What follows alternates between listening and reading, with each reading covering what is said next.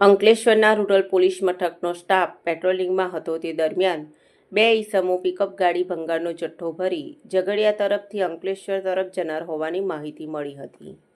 જે માહિતીના આધારે રૂરલ પોલીસે ડઢાલ ગામ પાસેની સાગબારા ફાટક પાસે વોચ ગોઠવી હતી। દરમિયાન પિકઅપ ગાડી આવતા તેને રોકી અંદર તલાશી લેતા વિવિધ ભંગારનો જથ્થો મળી આવ્યો હતો।